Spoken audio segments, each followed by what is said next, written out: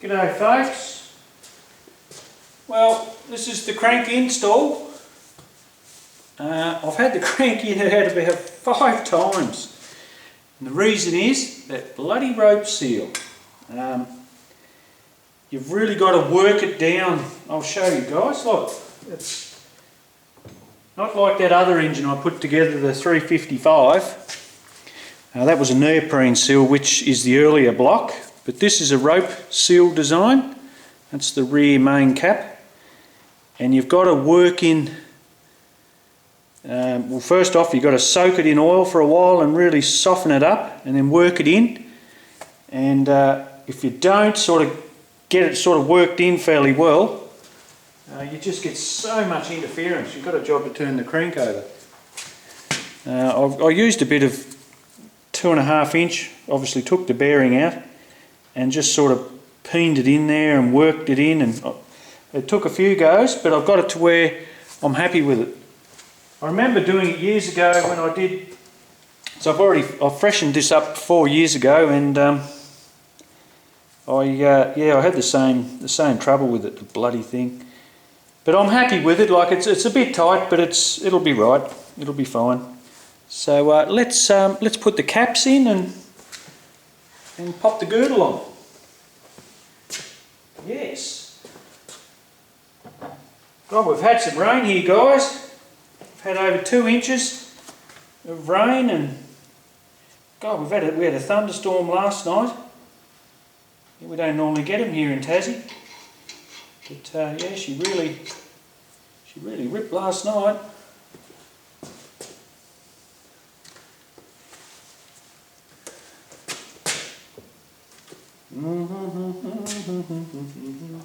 I enjoy doing this.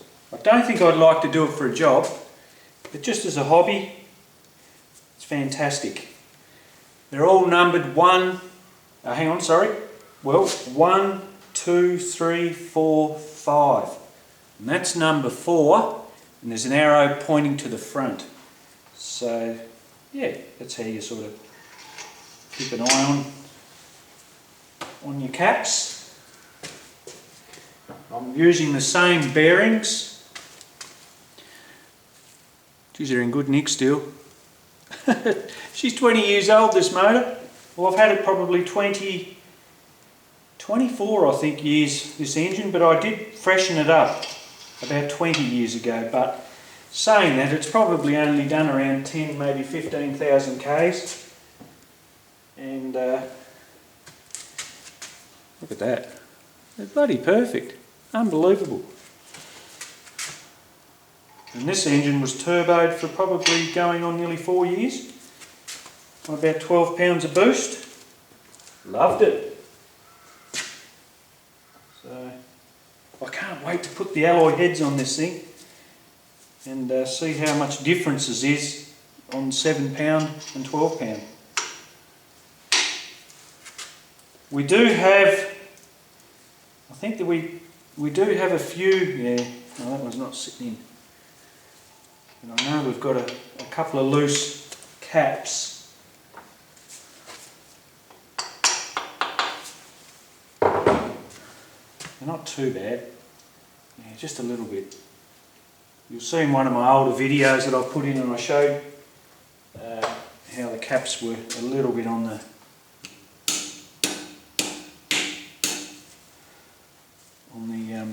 looser side, but they hadn't been, the bearings were fine. The bearings are fine. It's unbelievable really how much you can get away with. And I never even had any, I was only running bolts. Now I'm going to the studs, so you can put a bit more on it, and with the girdle. So that's a beautiful bit of gear, that girdle. It just fits in there beautifully. Before I do that up, I'll show you guys something, because this was off the 355. Have a look and see where it was rubbing the crank when I had that thrust wear. And I reckon this girdle saved that engine. If it hadn't been for the girdle, I reckon she would have over pushed and chopped a bearing out. So I contribute this to saving that little engine. So yes, a good little bit of insurance there. And you know, I did have a loose cap on that 355 from the crank working on that cap. But all the rest of them, snug. They're as tight as anything. So it does work. Sorry, I forgot to put the washers under it. Yakking away there. You've got to pack it up a little bit from the crown of the cap. And they supply you with these. They're nearly 10mm thick.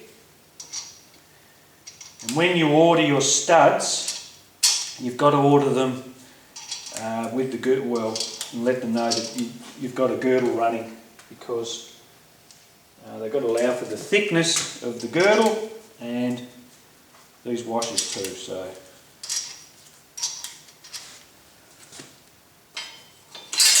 there you go, straight on like that.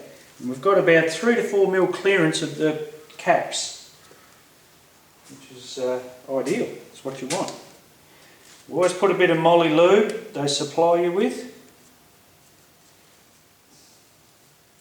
And what this does, it allows you to get a really good torque value, so you don't have any binding of metal on metal, so you've got good, like an anti-friction lubricant, so you get a very even torque and a good value torque. That's from my understanding anyway.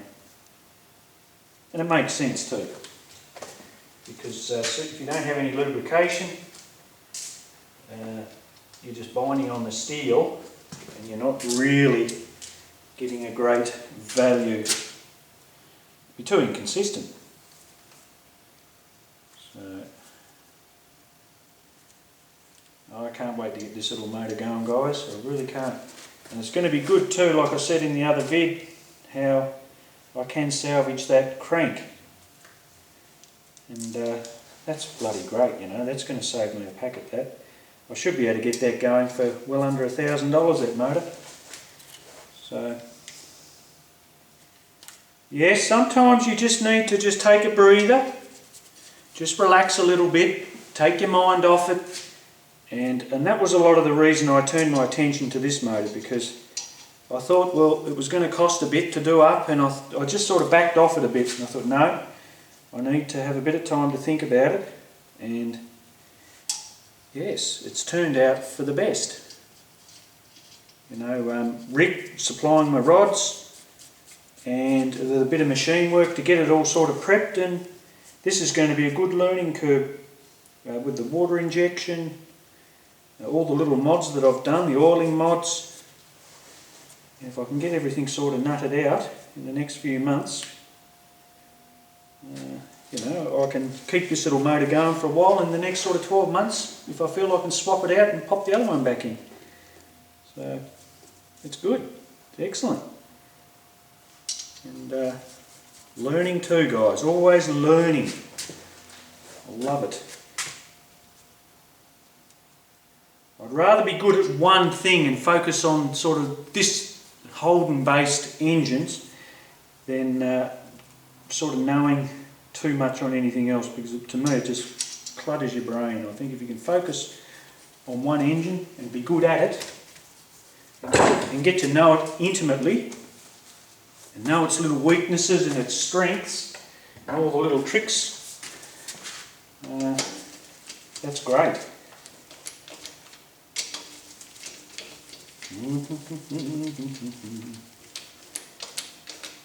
I might be going into town tomorrow to pick my cage up, guys. It's turned up, it's in Launceston, which is about a 60k drive from where I live. So we'll see how I go with work, if I can set my young fella up and carry on without me, because I've got a young bloke, about 24-year-old, he's been with me, works with me, he's been with me for about 4, maybe 5 years. And he's been in the car, he's driven it too. When I first had it going, took it for a run down the track, he loved it. He hasn't been in it since. Well, I think this year's time for him to have a bit of a run in it. So we may take it to Baskerville on that new surface and give her a shakedown run, see how she goes. I think he wants to come for a run, so you'll love it.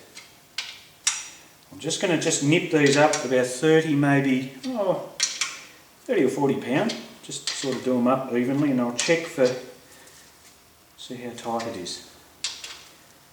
I know it's going to be reasonably tight, but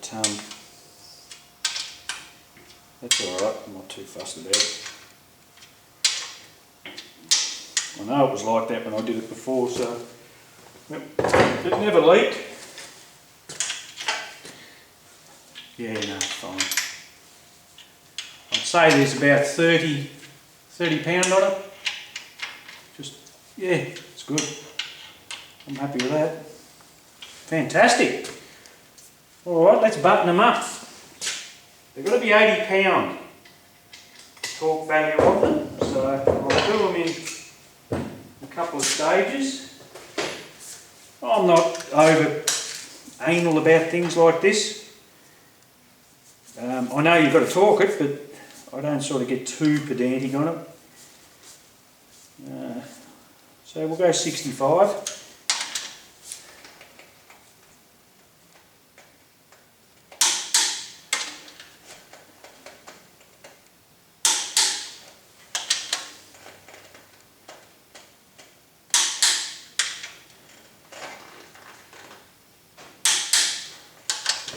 I love the studs.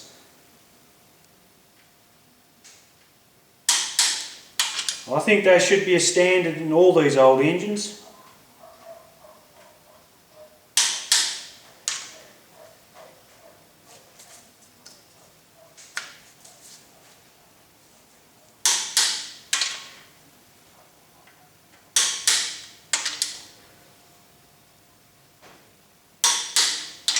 Beautiful.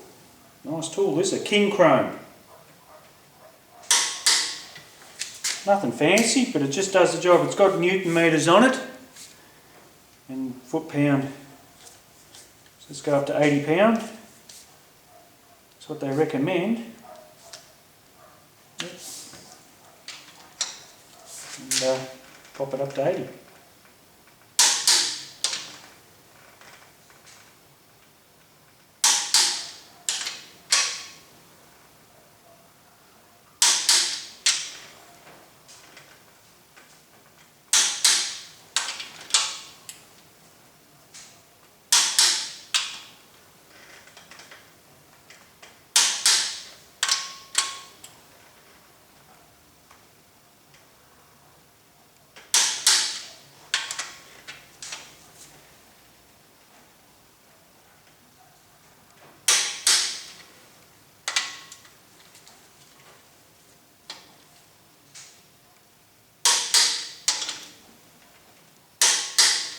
There you go, 80 pound. Alright, let's check him again for, see how if he's changed at all. No. Nice. Yep, it's good. He's not like that other motor where you could just spin him over by hand, but it's only that'll bed in. I'm not too worried about it. Alright folks, well that's that stage buttoned up. I'll do another vid on the rod installation and the piston installation, and we'll go from there.